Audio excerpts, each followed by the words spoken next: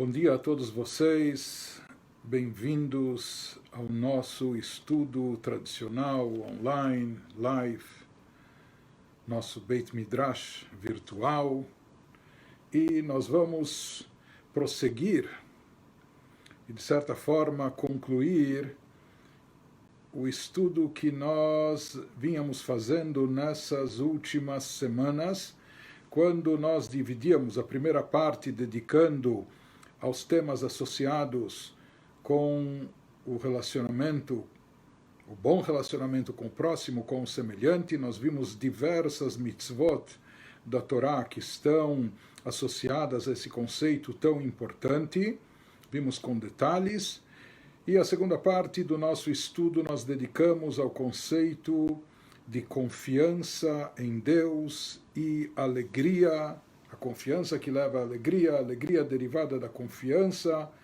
E ultimamente nós estávamos vendo a alegria no serviço a Deus, especificamente na mitzvah da tshuvah, até na questão de retorno a Deus.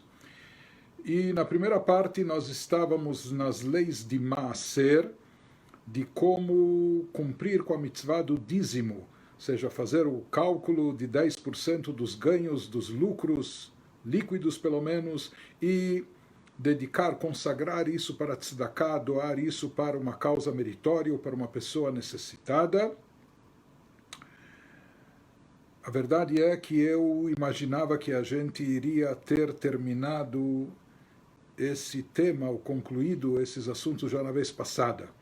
Mas as explicações se estenderam e, enfim, então nós vamos procurar fazer isso hoje. Então, quando estávamos falando sobre o maaser, sobre o dízimo, nós observamos que há legisladores que dizem que é importante até calcular o valor preciso do dízimo, ou seja, 10% exatamente daquilo que é o lucro. E nos livros místicos se fala sobre isso também, coisas importantes. Porém, nem sempre devido à diversificação, às vezes de origem, dos ganhos da pessoa, talvez a pessoa ou tem um salário, ou tem entradas, ele tem lucros nos seus investimentos, ou em aluguéis de imóveis, ou de outras fontes, ou de vendas que realizou, etc. Então, quando uma pessoa não tem condição, ele não consegue calcular precisamente, assim, na ponta do lápis, minuciosamente, os lucros que teve para poder concluir disso qual seria o valor exato, preciso do maaser, do dízimo, né? Ele tem fontes diversificadas de entradas, etc., e talvez isso não é de uma forma regular, às vezes tem uma entrada mais aqui, um bico lá, e assim por diante. Então, como essa pessoa deve se conduzir? Então, dizem os nossos legisladores que em casos como esse, a pessoa deve chegar a um valor tal que ele sabe que, através desse valor, com certeza ele já cobriu o dízimo. Ele deu o dízimo e algo mais, né? Então, quando ele sabe, suas entradas giram em torno de tanto, então numa ordem de grandeza e proporção, mesmo que ele não saiba calcular exatamente o valor preciso, minucioso, mas ele dá um valor que ele sabe que isso já cobre e supera aquilo que seria os 10% dos seus ganhos, dos seus lucros líquidos, né? Apesar que alguns dos nossos mestres dizem que mesmo nesse caso a pessoa deve fazer como uma condição que aquilo que é o valor específico do dízimo, o valor exato, ele está dando como maaser, como dízimo, e o resto é tzedakah. Seria a tzedakah comum que não está ligada com maaser. Mas aqui a gente vê que existe esse conceito de se apegar ao valor exato, aos 10% exatos, etc., não é?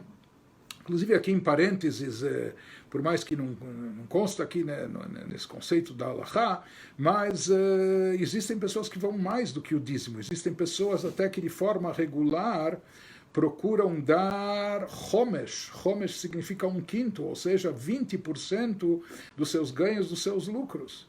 Ou seja, algumas pessoas adotaram como prática, bli neder, sem compromisso, sem promessa, de dar não apenas o dízimo, mas 2 vezes isso, etc. Mas o dízimo, isso seria o básico. Se a pessoa dá mais do que isso, ou se compromete a dar até o dobro disso, então, Tavo Alav Brachá, que ele seja abençoado com todas as bênçãos, não é? Ou seja, mesmo nas leis do dízimo, isso não é algo obrigatório, não é? Com certeza é facultativo, uma pessoa que age assim faz mais, talvez muito mais, o dobro da sua obrigação, mas é bom constar, porque aqui a gente está falando do dízimo e todas as leis relacionadas com o dízimo, isso é algo importante, etc., e nós falamos até de ser o valor preciso, mas é bom constar que há pessoas que dão não só o dízimo, mas 2 vezes isso, que dão também os 20%, e nós vimos já que até os nossos sábios, não é, às vezes tiveram que restringir e dizer para aquele que vai dar que não desse mais do que os 20%, mas nós vimos também dos mestres racídicos que quando a pessoa dá em forma de tzedakah, como resgate da sua espiritualidade, num processo de tshuva, etc., seja isso é buscando a sanidade espiritual, a saúde da sua alma, então isso não é menos importante do que a saúde física e corpórea. E assim como para preservar a vida, a pessoa está disposta a dar quanto for necessário, na tzedakah a mesma coisa. Ou seja, quando se trata de algo de benefício de saúde espiritual, então se aplica a mesma regra. De qualquer forma, qual o destino ideal do maaser? Alguém que já separa o maaser, o dízimo, então para onde, para que causa meritória há prioridade para ele destiná-la? Então, de acordo com os nossos mestres, de acordo com os nossos livros, existe uma prioridade grande de destinar o dízimo para estudiosos da Torá, para patrocinar aqueles que se dedicam ao estudo da Torá, facilitando a sua vida, possibilitando a eles que possam se dedicar a essa mitzvah. Está escrito que a mitzvah de Talmud Torá, de estudo da Torá, equipara a todas as outras mitzvot. Então, dar o apoio ou sustentação, seja instituições que possibilitam esse estudo, ou diretamente as pessoas envolvidas nessa mitzvah de estudo da Torá, então isso é algo muito prioritário. É claro que também tzedakah para pessoas pobres e necessitadas é um dos destinos do maaser, como também as outras mitzvot incluídas na categoria de Gmilut Hassadim, de prática de bondade, que nós falamos ajudar noivos necessitados para que eles possam se casar nesse momento decisivo e importante da vida deles, quando eles precisam de um apoio ou uma retaguarda financeira adicional. Mesmo a mitzvah de Bikur Cholim, às vezes patrocinar instituições que se encarregam de visitar e dar assistência a pessoas enfermas e doentes, levantando o seu ânimo, dando incentivo e esperança a elas, etc. Como também a mitzvah de Pidyon Shvuim, resgatar pessoas que estão cativas, ou pessoas que estão numa situação, que elas estão presas numa situação. Então isso também é uma mitzvah enorme. Todos esses são alguns dos destinos para o maaser, para onde direcionar o dízimo que nós extraímos dos nossos ganhos. E como nós falamos a respeito da tzedakah, de certa forma, os mesmos critérios se aplicam em relação ao dízimo. Ou seja, na questão de prioridades, existe uma prioridade às pessoas mais próximas de nós, até por laços sanguíneos ou por parentesco, pessoas da família, etc., ou pessoas mais chegadas. Então, se essas pessoas passam por necessidade, elas estão em primeiro lugar na lista de prioridade para receber esse dízimo que nós extraímos dos nossos ganhos. Então, quando uma pessoa reparte o seu dízimo, se há gente na sua família que tem prioridade, ou se tem alguns que têm essa necessidade, então aqui também existe uma lista de prioridade. A primeira prioridade seria pai e mãe, ajudá-los, sustentá-los, nutri-los, enfim, dar o que é necessário para eles, viver condignamente.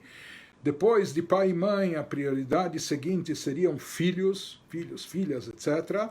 Aqueles filhos que já não são mais bebês, não são crianças, etc., mas que talvez ainda não conseguem ser autossuficientes, não conseguem ainda se virar sozinho totalmente. Então esse apoio, retaguarda financeira aos filhos também poderia ser extraído do maaser, mas numa ordem de prioridade isso estaria na escala de hierarquia, de prioridade, depois dos pais, em seguida irmãos ou irmãs, e depois outros primos, tios, primos, etc. Enfim, então, como nós falamos, familiares têm precedência, familiares de primeiro grau estão acima da ordem de prioridade, e nessa sequência que nós enumeramos. Em seguida, se diz que pobres da casa da pessoa, ou vizinhos, ou da sua cidade, têm precedência, têm prioridade sobre pobres de outra localidade. Tá? Então, se a pessoa vai destinar o seu dízimo, que ele priorize os pobres da sua cidade, da sua região, antes de dar para pobres de outras localidades. Porém, é bom saber que, de acordo com a Halachá, também os pobres necessitados que habitam na Terra Santa, em Eretz Israel, de acordo com a Halachá, eles têm precedência sobre pobres que vivem na diáspora, na Galut. Existe uma mitzvah de sustentar os pobres, especialmente aqueles que vivem na terra de Israel. Interessante que existe uma opinião na Halachá, uma opinião de até um rabino importante, que ele diz que também os pobres de Jerusalém têm precedência sobre pobres de outras cidades em Israel. Enfim. Mas essa seria então uma ordem de prioridades na hora de destinar o maaser, o dízimo. Sobre a questão de ajudar ou dar sustentação aos pais, por um lado, nós encontramos um dito dos nossos sábios, até que fala com palavras graves, que diz que não é bom que uma pessoa se utilize de tzedakah para sustentar os seus pais. Lá os sábios usam uma expressão que é o contrário de bênçãos, inclusive. Mas aqui se trata, ou seja, quando filhos têm recursos suficientes, graças a Deus, não lhes falta, pelo contrário, eles têm recursos, têm dinheiro e etc. Então, nesse caso, não é correto e não é digno, não é bonito, não é apropriado se utilizar de dinheiro de tzedakah, mesmo que a tzedakah que eles vão dar, ou parte do seu próprio dízimo, de se utilizar disso para alimentar ou sustentar os pais.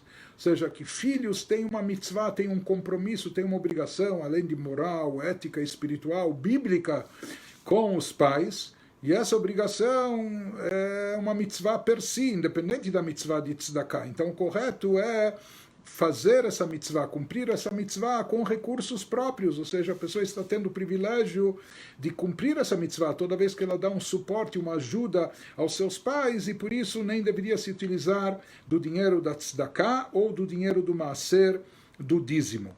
Porém, quando se trata de filhos que estão numa situação limítrofe em termos de parnassá, ou seja, está apertado a situação, mal dão conta do próprio sustento da casa, ou de cobrir as suas próprias despesas, de completar, chegar ao fim do mês, e nesse caso eles não têm dinheiro extra, ou não está sobrando dinheiro para ajudarem os pais, a não ser que o maaser, que o dízimo dele seja destinado a isso. Então, nesse caso, é válido e genuíno. Então, isso que os nossos sábios falaram, que quando uma pessoa vai ajudar os pais, não deve fazer isso em forma de tzedakah, ou mesmo retirando do seu maaser, do seu dízimo. Se trata de pessoas que têm, graças a Deus, recursos suficientes. Se a pessoa tem recursos suficientes, então não se utilize da tzedakah para ajudar os pais, a alimentar os pais. Isso é uma mitzvah per si, é um privilégio que você tem, cumprir essa mitzvah como uma mitzvah à parte, e deixe a tzedakah para outras pessoas necessitadas. Mas, se a pessoa não tem recursos suficientes e a pessoa quer, mesmo assim, ela quer dar o maaser, o dízimo, então, eventualmente, nesse caso, ela pode se utilizar desse dízimo para suprir a necessidade dos seus pais, dar o apoio e suporte que eles necessitam para viver dignamente. E nesse caso, sempre ressaltando aquilo que a gente já falou uma outra vez, que especialmente em relação aos pais, é muito importante aqui preservar a dignidade. Ou seja, mesmo que a pessoa dá do dinheiro do seu maaser, do seu dízimo, que ela esteja sabendo disso. Mas não é necessário os pais saberem. Por quê? Porque às vezes é um pouco humilhante para os pais saber, puxa, eu estou vivendo do dinheiro da tzedakah, da caridade, mesmo que essa caridade seja dos filhos, mas, sabe, uma forma de caridade, etc. Então a pessoa tem que achar as formas dignas de como ajudar sem constranger, sem humilhar, com certeza, achar a forma mais digna de proporcionar essa ajuda aos pais. De acordo com a Halachá, crianças que já são crescidas, e de acordo com a Halachá, isso é muito precoce, mesmo antes do bar mitzvah, bat mitzvah, talvez filho ou filha já poderiam estar fazendo alguns bicos, ou sei lá, sendo meio babysitters, ou entregando jornal, ou não sei. Hoje em dia a gente não visualiza isso com tanta facilidade, mas originalmente, em tempos talmúdicos, já não falo, em tempos bíblicos, havia uma certa emancipação e autossuficiência muito precoce. E já de crianças, desde mais de 6 anos de idade, as crianças já faziam alguma coisa e se viravam, ganhavam já algum dinheirinho. Né? Mas isso talvez a nosso favor permaneceu na Halachá de forma tal que pais que continuam dando suporte aos filhos depois dessa idade, ou seja, enquanto são crianças pequenas, então isso não é considerado tzedakah, isso faz parte das despesas familiares nossas, não é? Cuidar dos nossos filhos, zelar pelos nossos filhos, alimentá-los, vesti-los, etc., educá-los, não é? Mas, a partir de uma certa idade, quando os filhos talvez já poderiam ser mais independentes, mas têm dificuldade de arrumar um emprego fixo, um bom salário, etc., ou ainda não está dando. Então, quando os pais continuam patrocinando os filhos, quando os pais ainda nessa fase, eles continuam dando apoio e suporte aos filhos, isso eventualmente pode ser considerado uma forma de tzedakah, e se a pessoa não tem dinheiro sobrando, ele pode destinar parte do seu maser, o seu dízimo também, para essa finalidade. E o mesmo se aplicaria, inclusive, quando chega a hora de casar os filhos. Se as contas dos pais estão muito limitadas e apertadas, e ele não tem dinheiro extra para despesas relacionadas com o casamento, como nós sabemos, já falamos, que casar, encaminhar para Rupá, noivo, noiva, necessitados, isso faz parte de Gemilut Hassadim, é uma prática de bondade, se enquadra na tzedakah. Então, eventualmente, como a gente falou, a tzedakah começa em casa, dentro da própria casa e na família. Se a pessoa não tem recursos extra ou não tem reserva sobrando, etc., e a única forma dela levar os filhos a Rupá, o casamento, seria recorrendo ao próprio maser, ao dízimo, utilizando isso para as despesas do matrimônio. Então, é feito isso também. Aqui alguns até discutem, por exemplo, se despesas, bom, mas que tipo de despesas? Será que despesas de catering, ou de buffet, ou de banda, de orquestra? Nisso já começa a haver uma discussão e polêmica ainda nos legisladores sobre isso. Alguns dizem que as despesas básicas para viabilizar o casamento poderiam ser extraídas do maser, mas não aquilo que talvez não é tão imperativo e obrigatório, e etc. Enfim. Eventualmente, nesses casos, se faz uma consulta rabínica quando necessário.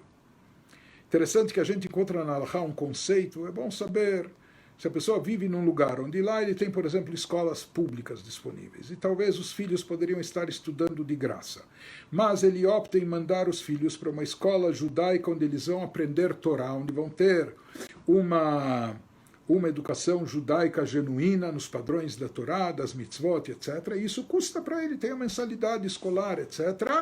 Então aqui se diz, uma vez que talvez eles tinham a opção de um estudo gratuito, um estudo mais barato, porém sem Torá, na hora que a pessoa opta em uma escola particular e arcar com a mensalidade escolar, porém, para viabilizar a educação judaica primorosa dos seus filhos, para que eles possam se educar dentro do caminho de Torá e Mitzvot, então há muitos legisladores que dizem que nesse caso os pais podem abater ou retirar a mensalidade escolar do próprio maser, do dinheiro do seu dízimo.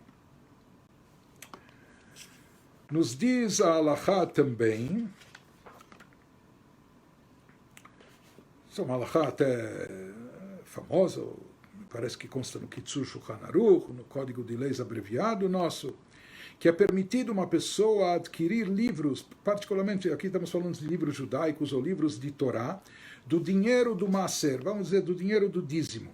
Uma pessoa está um pouco limitada nas suas entradas, o seu dinheiro já está comprometido com várias despesas fixas, assumidas, etc. Ele está comprometido e ele não tem muita folga, não sobra muito dinheiro.